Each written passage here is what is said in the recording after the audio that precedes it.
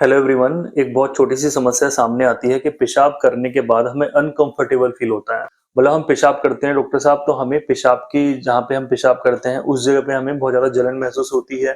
कई बार हमें पेशाब करते समय भी होती है और कई बार करने के बाद भी होती है। तो यहाँ पे जो मैं स्टेज बता रहा हूँ वो करने के बाद वाली है कि हमने पेशाब कर लिया है और उसके बाद आपको पेनिस में भी हो सकता है, आपके जहाँ पे यूरिनरी ब्लैडर है जिसको मसाना बोलते हैं उसमें भी आपको हो सकता है कि हमें बहुत अनकंफर्टेबल फील होता है, हमें बार-बार अर्जिंग होती है, हमें बार-बार चुभन होती है। तो हमें उसमें क्या करना चाहिए, क्या पॉसिबल इसके रीजंस होते हैं? तो सबसे पहले अगर आपको यूटीआई की प्रॉब्लम हो जाए, यूरिनरी ट्रैक्ट इन्फेक्शन हो जाए, तो उसमें कई बारी वाली चीजें देखी जाती है कि आपको उस जगह पे करने के बाद कई बार दर्द रहता है। आप इसमें कोई अपनी जैसे एक पेशेंट ने अल्ट्रासाउंड कराया तो उसमें ऐसी कोई चीज उसके सामने नहीं आई है, ना ही ब्लैडर के अंदर कोई पथरी आई है, ना ही कोई ब्लैडर के अंदर ऐसे सिस्टाइटिस वाली कंडीशन आई है। राइट, तो केवल हम एक आइडिया लगाते हैं कि भाई पेशेंट को यूटीआई की अभी शुरुआत है, अगर वो हाल फिलहाल का पेशेंट है। अगर पुराना है तो भाई कई बार आता है कि सिस्टाइटिस रिपोर्ट्स में आनी शुरू हो जाती है कि जो ब्लैडर है, जो मसाना है उसके अंदर इन्फेक्शन शो होना शुरू हो जाता है कि हाँ भाई ये प्रॉब्लम है। साथ में डायग्नोस करने के लिए हम इसमें पेशाब की जांच भी करवा सकते हैं कि उसके अंदर पस सेल्स कितनी है, एपिथेलियल सेल्स कितनी है,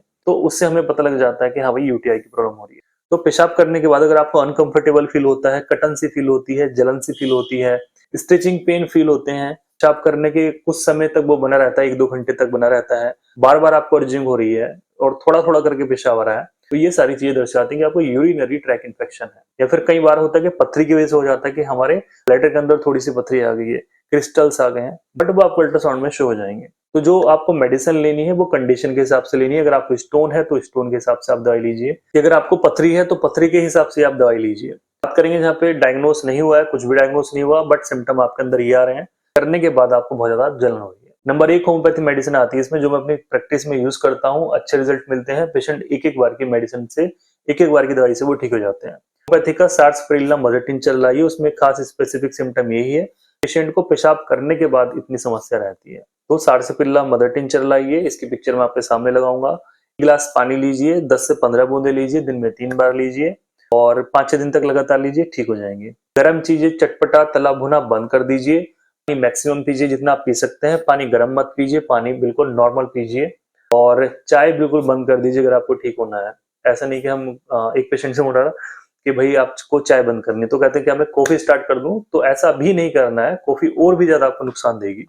तो चाय आपको कंप्लीट बंद करनी है, पानी की मात्रा आपको बढ़ानी है, जूस आप कोई से भी पी सकते हैं, तब जाके देखेंगे आपको 2-3 दिन में फर्क लगना शुरू हो जाएगा।